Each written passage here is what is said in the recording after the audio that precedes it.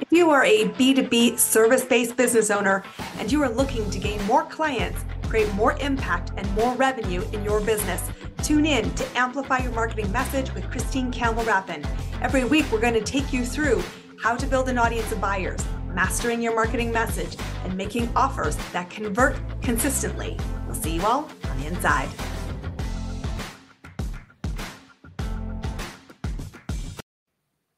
I think one of the biggest lies we get told as solopreneurs is thinking that the journey is meant to be taken solo. It's not. Truthfully, a rising tide lifts all boats, and the power of community is incredible in making this a more fun, joyful, and impactful result. And I'm super excited today to introduce to you an incredible friend of mine, somebody that I've played with on many stages. I think is just one of the coolest human beings I know. He's going to come talk to us today about community building, particularly community building with purpose. Guys, give a very warm welcome to our show, Mr. Russ Hedge. Super excited to have you with us. Hey, Christine, I'm so glad to be here. What an honor. I am blessed to be able to hang out with cool people like you. Well, this is a mutual adoration because I really think that we don't have enough heart-centered, open conversations about the journey we take together. And I know that you're such a big advocate for this. Tell me why and when community became the heart of who you are, what you stand for, and how you want the business world to create momentum in this time and space. Well, it's interesting because I have always been a people person. In fact, I was blessed with amazing parents and an amazing mama who basically, I'm my mama's son. She was the happiest person I know. She was building community and connections and friendships throughout my whole life. And my dad was really good at that too. He was also in sales and marketing. They were just really good people. And so I learned early on the value of connection and community building.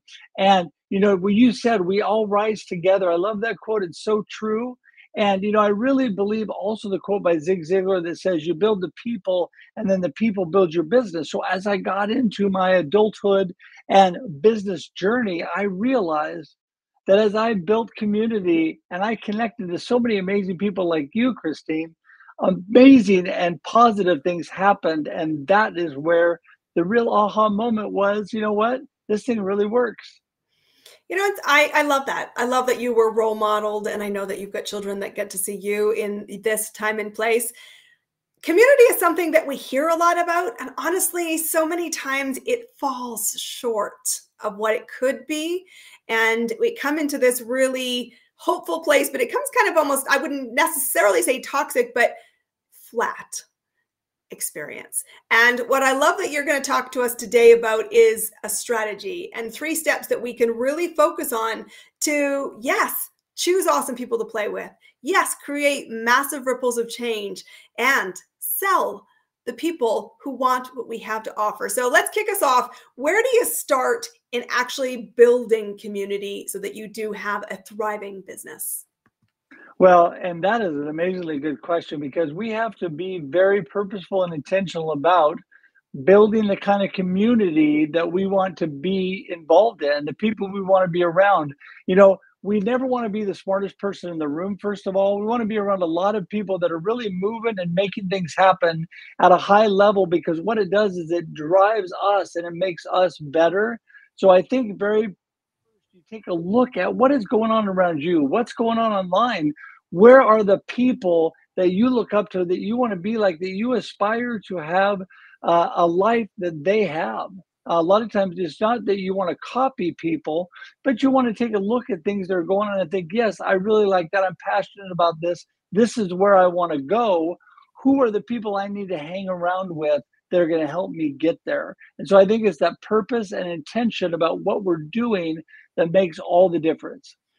I think there's a really interesting insight there, which is you want to be in rooms of movement. And I think this is one of the most frequent things I say that disrupts my clients' worlds when I say, are you in the right room? And you might be in the room that's comfortable. You might be in a room of people you really like. But if your goal in that room is to grow, mediocrity is not your friend. And you've got to be in the room where you aren't the smartest person. You're not there simply because it's comfortable, but because it provides value. And that is an exchange, not just that you get it, but that you contribute it. And if you're not in the right space, I always say to them, get out of the right room. And then they all come into my universe and say, I don't think I'm in the right rooms, Christine. Now what? Now what? I don't know where to find them. So let's lead us to that point. What do you do when you're not necessarily exactly where you believe the best opportunities to grow are? Well, I mean, that's the time to make that choice to make life adjustments. I feel like we're on this path and it's not a straight line, right? It is a actually moving line because the target is not always straight ahead either. And we're adjusting and moving as we're going. We're learning and growing, and maybe that target changes a little bit as we move and grow. I love to be in a room of people that have no ceilings. We're all bumping up against this glass ceiling all the time, right? We can go so far. It's like coaches. I love sports. Coaches, they can get you to the playoffs, but every year they lose there. Every year they lose there because they don't know how to get beyond that point. You need to be in a room, and I choose to be in a room where there are people like you, Christine, that have busted out that glass ceiling, that the sky's the limit, and they're moving, and that forward movement, an upward movement, creates momentum, and that momentum creates success. One of the most fascinating conversations I had just today, actually, was around this concept of ceilings and being in the room where there is no limit. And I said, you might first come into spaces because you want to model the way that they go to market, the way that they do business, the way they show up as awesome human beings. But at some point, you take what you learn, and the invitation I want you to hear, our audience to hear, is at some point you get to say, I get to go create my own table now. I get to really go and build momentum, and you can take this really strong start to expand by creating new spaces. And that's where connection comes into play. Take us through the second building block, because we're starting to now say, all right, let's rise, let's expand. This feels kind of scary. Is it, or is it not? Well, it can be kind of scary. We all have a certain level of fear, and fear stops many people. But you need to realize when somebody looks at someone says they're very courageous, they're courageous, they go beyond and they really push themselves. Well, you got to realize that courage is not the absence of fear. Courage is the willingness to do things in spite of the fear, right? It's the willingness to get up in front of people, except with knowing the fact inside your stomach's churning and you're sweating, and you're nervous, but you're going to do it anyway, right? That's what courage is really is. And this connection thing, people get things in this sense. I believe people look at connecting or contacting people like a connection. I've contacted Christine, I've contacted this person, I would like to do business with them, I've contacted them. Okay, great. Good for you. Where are you going from there, right? Because people do business with people they know, like, and trust. In fact, I like to say know, love, and trust. They want to build that and to really connect with somebody at that level to get to that trust phase where you actually can do life together, you can do business together. It takes actual, like we talked about in the first one, intention and actually getting to know that person, really being involved in caring about that person. And then they in turn will care about you and get involved with you to the point where the relationship grows and true connection finally happens at that trust level when you're connected. And boy, you would do anything for each other. If I need help, Christine is there to jump in and help. If Christine needs help, I'm there to jump in and help. That's what true connection is all about when you get to that level. And I think that takes work, and people give up early because they don't want to put in the work often. And that's where, you really got to think about that process, because that really makes all the difference. Partnership is an effort-based reward system. And I love that you talk about people give up too soon. And they also think that it's about marking time. And so often we see this, particularly when we think about community. Many of us will think naturally about networking spaces. And there is a really old school thinking, which is my goal is to get rid of the cards, and it's very transactional. And I said, it's not that everyone in the network got your card, it's that you identified the 2 or 3 people in the room. And maybe every week you'd identify a different one that you want to have another conversation with. And you're looking to determine common values, shared belief systems, symbiotic relationships in business, and a way to share in partnership because you care at a human level and not because of self-interest. Trust me, you do see reciprocity, but we all love to be seen. And it's a relationship, it's partnership. And when you do have it, it sizzles and it's fun. It's two-way, just like you said. I mean, it's a partnership, and I think that I was gifted by God with a very, you know, we talk about our superpower. I am good at going into a room and talking to a lot of people and gaining the knowledge quickly of who is going to be a valuable connection, right? So sure, I'm happy to do that initial connection, that initial contact with anybody. I like to be able to fill out the room, see the people, get a good idea, because it takes a little bit of conversation to understand that. But you can see pretty quickly people that are moving the direction you want to be moving, or that are at a whole different level in the direction you want to be moving. That's what I look for. Who is 2 or 3 or 4 or 5 steps ahead of me in the direction I want to move? And it does become your own table, like you said, because you've got to be you. The authentic you has to develop what works for you. And just because this person is going the direction you want to go, the way he did it worked for him or her, doesn't mean that's going to work exactly for you, but you can learn and grow off of that. You can take little pieces and say, yeah, I like that. I can do this. I can make this my own and change it a little bit, but get to the place I want to go. And I think that's the learning and growing process that we all need to go through. 100%. And this is about partnership, right? This is what I love about what you're saying. And there is opportunity to be had. And I remember recently talking to a networking owner, a person who owns a networking organization. And I said, you know, do people come in there expecting to find their clients, or do they come in there expecting partnership? And I am hoping you're curating the second. And to do that, you need to be really clear that the goal is leverage of expertise, of gifting, you know, your knowledge, and to learning and to reciprocity. And when you do that, you get to go create your own tables. And what that means is we cascade, we amplify the bigger win for the world, for each other, and for the people that we serve. And we show up really in a really beautiful way. Some people think that it's enough just to connect, but they don't see the return on their bottom line. And they are not seeing how to transition strong community to their business to tell people I'm actually in business and I do have programs and services. So that's a common mistake I know I encounter. I see it all the time, but you've got a really smart perspective on this. Take us through it. Yeah. Well, you know, I think it's interesting because people to know, as you build that relationship and as it grows, you've got to get to that place in the relationship and the connection where you can really, really talk to each other, where you can really put out what is happening and you can ask the questions, right? It gets to that process in the sales, the whole sales process where you need to ask them. And bottom lines, everybody's selling a product or service of some sort in their business, right? And so you got to get to that point where you can actually transition to that and you can convert this amazing connection to a sale, right? Or discover that they are going to be an amazing, great resource for other sales. See, I always say, don't throw out somebody because they directly aren't doing business with you, because there's so many amazing people that will do business with you by helping you get other good referrals, right? And so there's a lot said within that process, really paying attention, right?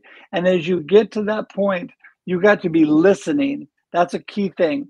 Asking questions, listening, knowing when it's right to actually do it, but you got to ask the question. It's really pretty simple, right? listen and ask, listen and ask. If you don't get to that point where you feel like you can do that, if you feel funny about it, you really haven't made a true connection with that person, because it should be very natural. In fact, I will tell you, Christine, that a good share of the time, I never ask the question. They ask me how they can help me, And you because you've haven't built it. asked at that Yeah, time. You know, it's okay. This is the thing I find fascinating, is when someone says, "How can I help you?" It's okay to have a response. And you should be thinking about, how do you give both of you a next step? right? When people say to me, "How do Exactly. you need to know?" I said, the biggest thing about networking for me and building community is I like to gift it forward. I feel good as a human being. I feel like I've made a contribution to the wider purpose that I'm here for. And so I say, if you haven't asked, who do you need to know? How can I introduce you? And Right. when I'm running an event and they say, what can I do? I said, it'd be great if you would share this with your network. I'm not if I might say to them on occasion, it sounds like you might need my services. If you do, please come and ask me. But who do you know who should know about me is a bigger Right. win. And it's such a good question. What rooms are you in that I should maybe be in? Where do you Right. see places that you feel expansive, where you don't feel, with this room of mediocrity or this room where there's a glass ceiling? Where should I be exploring? That's the best conversation of my week. I love it. See, I love that, because there are so many times I get to that step in the process where we have this close connection, we have this going, and I realize without even asking them, this person is never really going to be my direct customer. Mhm. That's the first place I go. Hey, what can we do together? What kind of things are you involved in? How can I bless you? And how can I bless your community that I don't know? And these are things that help you expand so much more quickly than people even really ever give much thought to. So many people get to that point, and if they feel like this person isn't going to be a sale, they give up. Yeah. It's kind of like the car salesman.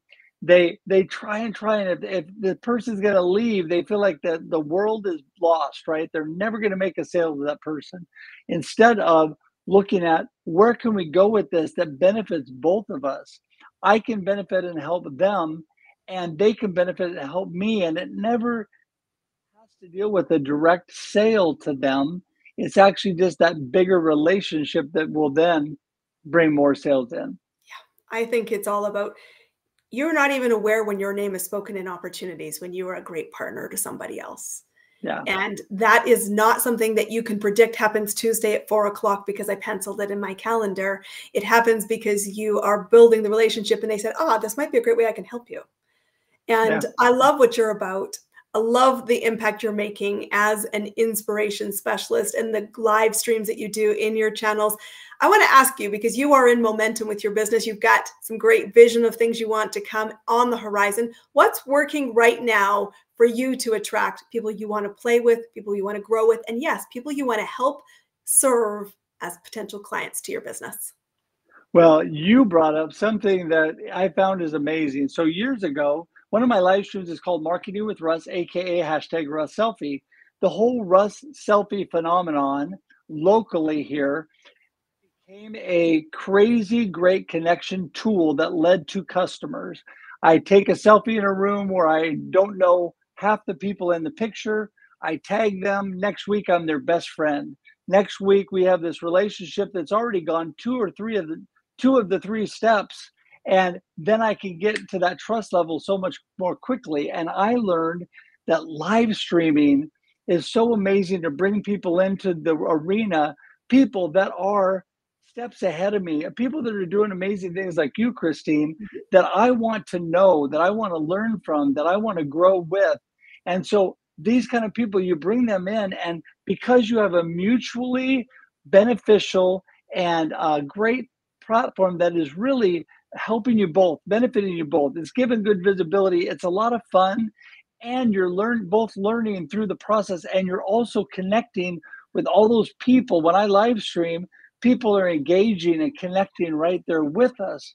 So this is what I have found has been one of the greatest tools to grow that community, because most people are honored and think it's so cool to be on a live stream. Not everybody, but most people are like, that'd be I great. That loved would it. be I've awesome. been on there twice. Yeah, yeah. So And fun. so it's just, and it's so much fun. And I think No, I don't think. I know that you will always do better in life if you have fun. You'll always do better. And I'm all about having fun while I do it. I'm not going to work myself to the bone and die in misery. I am going to enjoy life and have fun while I'm doing it, while I'm building and growing and creating a great business. It is all about the fun factor. Guys, how do people find you, Russ? I think what you do is amazing. Definitely come see the live streams. They are so fun. How do people find you? Because you do amazing things. Thank you. And I keep it simple. RussHedge.com is the one stop for everything about me. So you can find out everything about my marketing coaching, my keynote speaking, my live stream and live stream producing. You can find connections to all those things, all the live streams, my online social media, email, phone number. You can even schedule time directly on my calendar. You can do everything at RussHedge.com. And that is the place I drive everybody. I spend a ton of time on LinkedIn, usually communicating, because I found that to be a really good source. But really, I drive everything to my website, and I would love to connect with your audience. Anybody who I don't know, please connect with me, and I would love to get to know you. Guys, go take that invitation, go connect to Russ. And I also want you, because we're talking about amplifying your message, he is spot on. One destination, it's your ecosystem. It's the invitation to go start building community. Russ, thank you for being our guest today. We've been talking about community building. Your business should be fun. It should feel like oxygen. You should be in rooms that challenge you. And you should do this with purpose, intention, a fun attitude. And remember, it's okay to have the ask, and it's okay to make the ask. Thank you for being our guest, guys. We will see you on our next episode. Until then, get out there, go find your next client. Go change the world, my friends. We'll see you on our next episode.